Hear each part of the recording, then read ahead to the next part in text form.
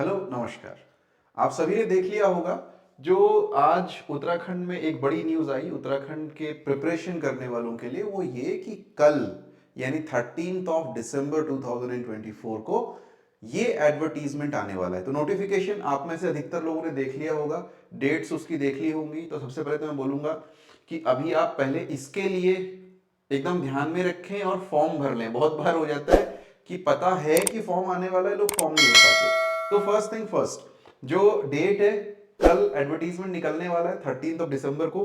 4 जनवरी last date है इसको भरने की। तो बिल्कुल भी आप ऐसा नहीं कि क्रिसमस और न्यू ईयर में भूल जाएं, उसके पहले ही भर लें, क्योंकि उस समय पे क्या होता है कि पार्टीज वगैरह होती रहती है, लोग भूल जाते हैं। ट्राई करना कि आप इसको दिसंबर के महीने में ही भर करके रख लें और पूरा फॉर्म वॉर्म जमा करके और 20 जनवरी तक अपना जो भी संशोधन करना है उसको करने के बाद में सबमिट कर दें।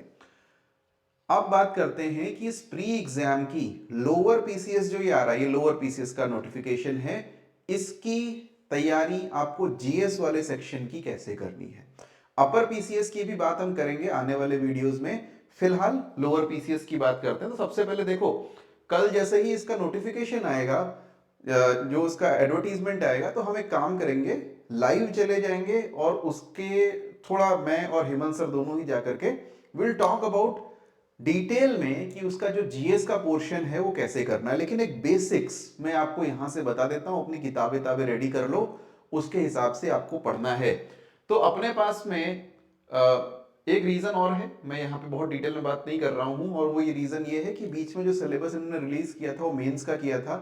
प्री का सिलेबस अभी तक यही पॉसिबिलिटी कि चेंज नहीं हुआ है। बाय चांस अगर चेंज हो गया तो मैं चाहूंगा कि हम उसको चेंजेस के साथ ही देखें, लेकिन कुछ चीजें जो कांस्टेंट रहेंगी, ये चीजें सिलेबस में होंगी ही होंगी। कौन सी? देखो, जीएस के सिलेबस में ना यही 4-5 चीजें होती हैं। नंबर 1 हिस्ट्री, दूसरा ज्योग्राफी, इंक्रीजिंगली इन्वायरमेंट बहुत इंपॉर्टेंट हो गया है, पॉलिटी, देन इकोनॉमी का पोर्शन। इकोनॉमी का पोर्शन हालांकि बहुत ज्यादा नहीं आता बट इंपॉर्टेंट होता है, science and technology and current affairs. यहां पे ये जो 6 चीजें मैंने लिखी हुई हैं, इनके सोर्सेज भी मैं पिछली क्लासेस में आपको बता चुका हूं, दोबारा बता देता हूं। देखो, हिस्ट्री के लिए होने को तो उसमें एंशिएंट और मिडिवल भी है, मॉडर्न इज मोस्ट इंपॉर्टेंट। तो मॉडर्न के लिए मैंने आपको बताया हुआ है, स्पेक्ट्रम की जो बुक है वो आप यूज कर सकते हो। तो स्पेक्ट्रम की बुक आप प्लीज मॉडर्न हिस्ट्री के लिए यूज कीजिए। वैसे ही इसमें जो एंशिएंट और मिडिवल के लिए है, उसमें तमिलनाडु बोर्ड की बुक्स आती हैं, बहुत शॉर्ट में, बहुत पतली किताबें, एनसीईआरटी से छोटी हैं, ओल्ड एनसीईआरटी से, आप उनको फॉलो कर सकते हो। हालांकि हम इसके नोट्स प्रोवाइड करते हैं, लेकिन मैं प्रेफर करूंगा कि आप स्टैंडर्ड बुक्स से करें, क्योंकि हमारे नोट्स वगैरह भी उन्हीं स्टैंडर्ड बुक्स के बेसिस पे ही बने हुए होते हैं। ज्योग्राफी इन्वायरमेंट, ज्योग्राफी के बारे में पहले ही आपको बता चुका हूं। 11th एंड 12th की जो एनसीईआरटीज हैं, 4 एनसीईआरटीज हैं, वेरी इंपॉर्टेंट। उसके बाहर से आपको ज्योग्राफी का थ्योरेटिकल क्वेश्चन नहीं आएगा। अनफॉर्चुनेटली थ्योरेटिकल क्वेश्चन ज्योग्राफी के आने कम हो चुके हैं, तो इस पे फोकस होना चाहिए अपना। जो इंडियन ज्योग्राफी स्पेशली है, इसमें वर्ल्ड ज्योग्राफी इतनी नहीं है, फिजिकल ज्योग्राफी इतनी नहीं है, फिर भी थोड़ा बहुत हमें पता होना चाहिए। लेकिन ज्यादा फोकस किस चीज पे? इन्वायरमेंट पे। अभी तक ना, मतलब ट्रेडिशनली जो थोड़ा पुराने से तैयारी कर रहे हैं, ज्योग्राफी पे फोकस ज्यादा रखते थे, इन्वायरमेंट पे कम। मैं बोलूंगा इन्वायरमेंट पे फोकस बढ़ाना, क्योंकि ये बढ़ रहा है धीरे धीरे, इसका जो स्कोप है वो बढ़ रहा है। Then polity. पॉलिटी ऑब्वियसली सबको ही पता है कि एक बुक है लक्ष्मीकांत, तो आपको लक्ष्मीकांत को फॉलो करना है, उसको पी जाइए, वहां से क्वेश्चंस डेफिनेटली आते हैं, bulk of questions you will find from there. Economy, economy के इतने क्वेश्चंस आपको नहीं देखने के लिए मिलेंगे। इनफैक्ट वहां पे इकोनॉमी एक लाइन में लिखा है, पॉलिटी एंड इकोनॉमी, जो पुराने सिलेबस की बात कर रहा हूं, नए सिलेबस में कल हम देख लेंगे क्या लिखा हुआ है। तो इकोनॉमी का इतना कुछ आपको चिंता नहीं करनी है। इकोनॉमी का अधिकतर जो पोर्शन पूछा जाता है वो करंट रिलेटेड होता है, मैं लोअर और अपर दोनों की ही बात कर रहा हूं, ठीक है। साइंस एंड टेक पिछली बार अपर में काफी अच्छा पूछा गया था, लोअर में भी स्पेशली बायोलॉजी का थोड़ा अच्छा पूछा जाता है। मैं बात कर रहा हूं साइंस वाले पोर्शन की, ये थोड़ा टिपिकल होता है, इसके लिए थोड़ी सी मेहनत आपको करनी पड़ेगी। लेकिन यहां मैं ये भी बोलूंगा बहुत ज्यादा मेहनत नहीं करनी है। क्यों? क्योंकि इसके क्वेश्चन अधिकतर लोग छोड़ करके आते हैं। 90% से ज्यादा लोग जो निकलते भी हैं वो भी साइंस के क्वेश्चंस नहीं कर पाते, लेकिन टेक के क्वेश्चंस अगेन आपको करने चाहिए, इजी होते हैं, आराम से आप कर पाओगे। And with this we come to current affairs. देखो करंट अफेयर्स ऑफ इतना इंपॉर्टेंट तो नहीं है जितना यूपीएससी में होता है, बट हाँ कुछ इंपॉर्टेंस इसकी यहाँ पे है ही, स्पेशली पॉलिटी से रिलेटेड, दूसरा मैंने आपको इकोनॉमी से रिलेटेड, और तीसरा टैक्स से रिलेटेड जो चीजें हैं काफी सारी करंट अफेयर्स से पूछी जाती हैं। लेकिन लोअर पीसीएस में आपके पास स्कोप कितना है ये भी ध्यान में रखना। अब लोअर पीसीएस का जो स्ट्रक्चर होता है 150 मार्क्स का तो पूरा प्री का ही पेपर होता है, उसमें से 50 मार्क्स आप सीधा सीधा हटा दो किसके, आपके पास में एप्टीट्यूड के। अब 100 मार्क्स है, 100 मार्क्स में उसको जीएस भी पूछना है और 100 में ही उसको उत्तराखंड भी पूछ लेना, और उत्तराखंड पे फोकस काफी होता है, पिछली बार भी उत्तराखंड के काफी क्वेश्चन आए थे। मेरी समझ है और अभी तक जो ट्रेंड है मिनिमम 30-35 क्वेश्चन, 35 एवरेज मान के चलिए आपको उत्तराखंड के मिलेंगे, तो अराउंड 65 क्वेश्चन टोटल आपको जीएस के देखने के लिए मिल सकते हैं। इस 65 में से जो मैक्सिमम आपको जिस पे फोकस करना है एनवायरमेंट एंड पॉलिटी पे, हाँ क्यों नहीं, हिस्ट्री के भी अच्छे सारे क्वेश्चंस आते हैं, इकोनॉमी पे थोड़ा कम फोकस रखना है, करंट अफेयर्स के जो क्वेश्चंस आते हैं वो काफी इजी होते हैं, अभी थोड़ी देर में उसकी हम चर्चा और भी करेंगे कि किस तरह के क्वेश्चंस आते हैं, बट बेसिकली इतना ज्यादा नहीं करना, ठीक है। और यही क्वेश्चन भी होता है, बहुत सारे जो हमारे स्टूडेंट्स हैं वो अलग अलग एग्जाम्स की तैयारी कर रहे हैं, स्पेशली यूपीएससी की तैयारी कर रहे हैं, उनका एक क्वेश्चन होता है कि सर कितना पढ़ना है और कहां पे अपने आप को रोकना है, और ये बहुत इंपॉर्टेंट है अपने आप को रोकना। तो रोकना कहां पे है, पहली चीज यूपीएससी के लेवल पे बिल्कुल भी मत जाना। यूपीएससी में जैसे होता है ना कि बड़ा सा क्वेश्चन दे दिया, उसमें से 1 and 2, 1, 2 and 3 ऐसे क्वेश्चन आएंगे, हो सकता है कि 100 में से आपको 5 क्वेश्चन ऐसे मिल जाएं, यूपीएससी में 100 में से 60 क्वेश्चन ऐसे होते हैं। तो आपका जो फंडामेंटली आपकी जो तैयारी का तरीका है ना, जो पैराडाइम है वो पूरा ही चेंज हो गया है यहाँ पे, तो उस हिसाब से नहीं चलना है आपको। लेकिन अपर पीसीएस से नीचे के लेवल की तैयारी नहीं करनी है, उसके दो कारण हैं।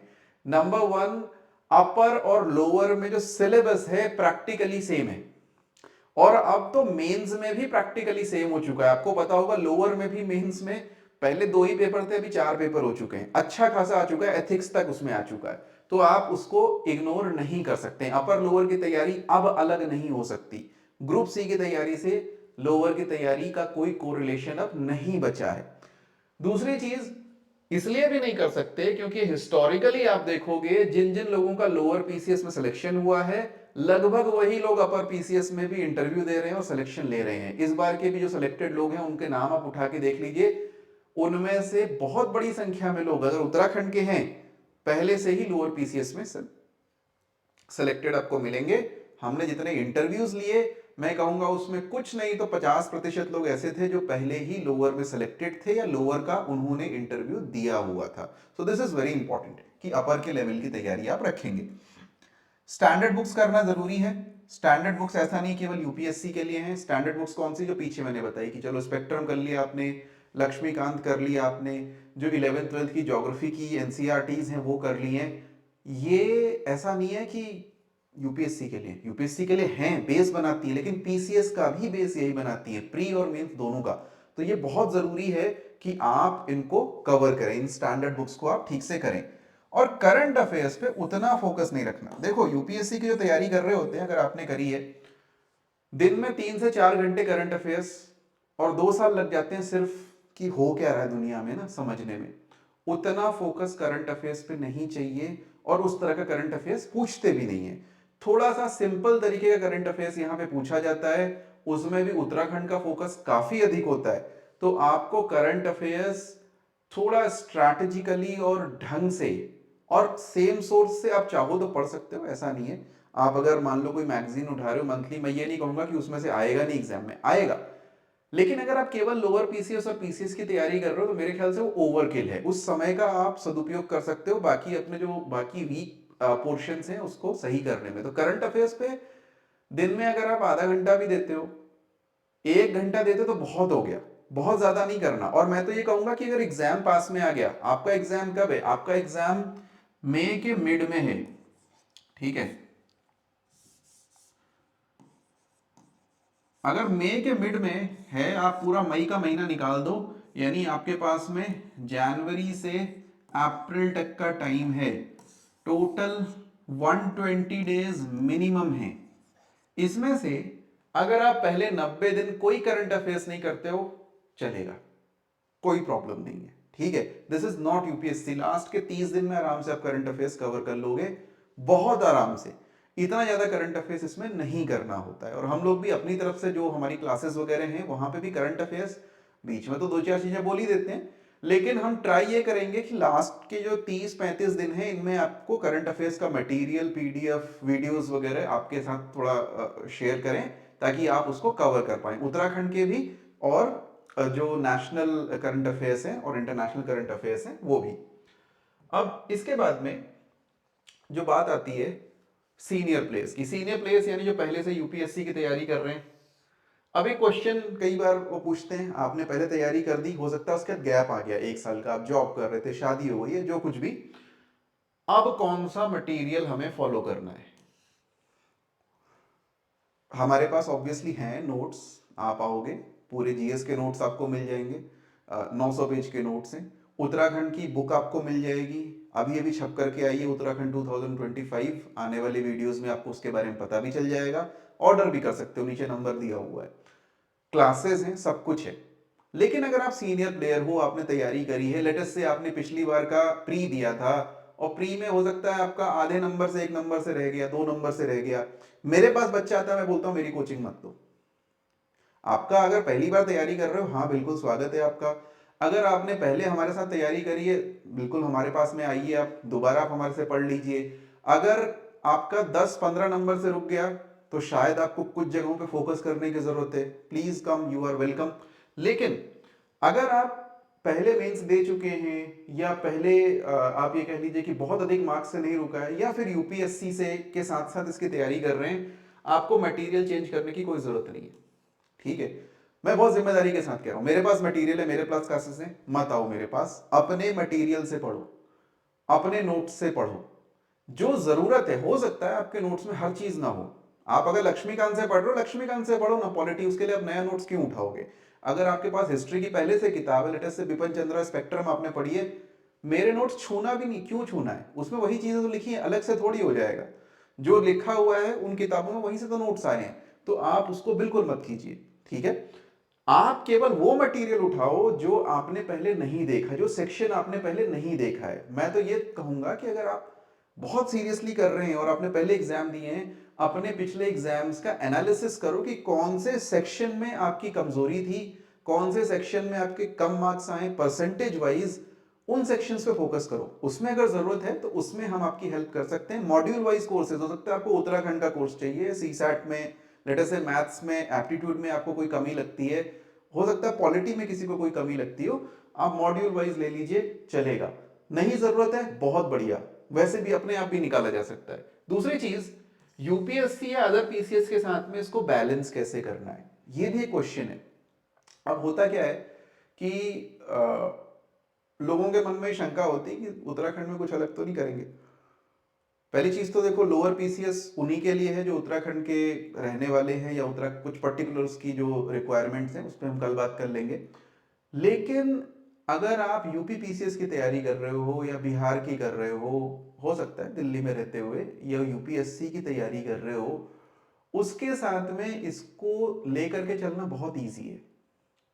जैसा कि मैंने बोला ना, इसकी जो बेसिक बुक्स है, स्टैंडर्ड बुक्स है, वो सेम है, उसमें कोई डिफरेंस नहीं है।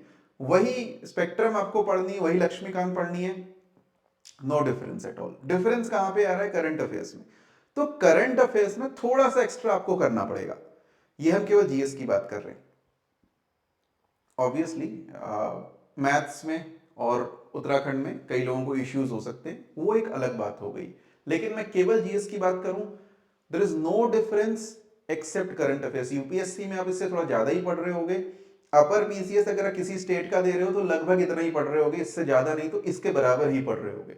आपको अपनी स्ट्रैटेजी चेंज करने की बिल्कुल जरूरत नहीं है, सिर्फ ये देखना कि आपके पास में टाइम कितना है, उस टाइम तक आपने इस सिलेबस को कितना पढ़ लिया है।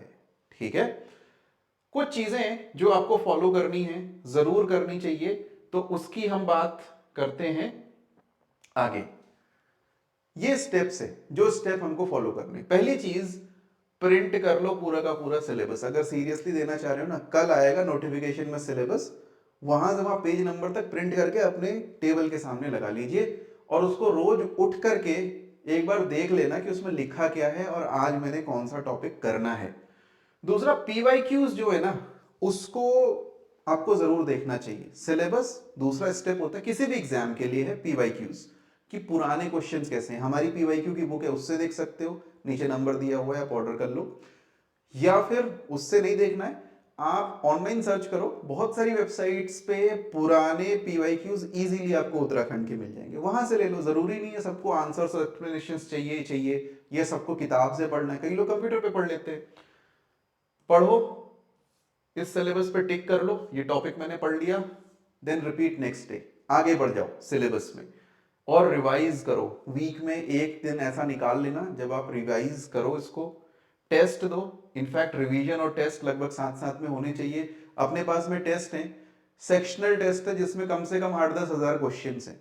तो आप पॉलिटी में उठाओगे, लेटेस्ट से चैप्टर आपको मिल गया पॉलिटी में प्रीएम्बल का, हिस्ट्री में मान लो आपको चैप्टर हो गया कि एक खिलजी सल्तनत का, उठाओ सॉल्व करो। 50 क्वेश्चन, 100 क्वेश्चन, 20 क्वेश्चन जितने भी हैं सॉल्व कर लिए। एक बार आपको लगे हाँ ये मुझे आता है, उसमें एक्सप्लेनेशन भी दे रखा है, आपका रिवीजन हो गया। तो ये साथ में आपको लेकर के चलो। साथ साथ में इतना अगर आपने कर लिया तो आपको जीतने से कोई नहीं रोक सकता, ये मैं गारंटी देता हूं। अगर ये आपने कर लिया, it's a very simple step, तो आपको सक्सेस, इसमें सक्सेसफुल होने से कोई नहीं रोक सकता। कई लोग ऐसे हैं हमारे पास में और क्वेश्चंस भी आते हैं जो कहीं जॉब कर रहे हो सकता है बैंक में जॉब कर रहे हो या किसी पीएसयू में जॉब कर रहे हो, गवर्नमेंट जॉब में हो, और ऐसा भी हो सकता है कि प्राइवेट जॉब कर रहे हो। ऐसे बहुत सारे लोगों ने पिछले पीसीएस भी निकाले हैं। इसी चैनल पे बहुत सारे हमारे स्टूडेंट्स के इंटरव्यूज भी हैं जिन्होंने जॉब करते हुए सिलेक्शन लिया है। आप जा करके एक बार वो टॉपर स्टॉक में देखिएगा कौन कौन से ऐसे लोग थे, उनकी क्या स्ट्रैटेजीज थी। जो उसका निचोड़ है वो मैं आपको बता देता हूं। पहली चीज, कर सकते हैं कि नहीं कर सकते? अरे डेफिनेटली कर सकते हैं, बहुत सारे लोगों ने किया है, बहुत सारे, एक नहीं खूब सारे लोगों ने किया है। कितना टाइम डिवोट करना चाहिए, अब ये डिपेंड करता है, ये बहुत इंपॉर्टेंट है, ठीक है, कि आपको कितना टाइम डिवोट करना है। तो मैं तो बोलूंगा आप वीक में डिसाइड कर लो। और जनरली जो लोग करते हैं वो कैसे करते हैं, मॉर्निंग जल्दी उठ जाओ।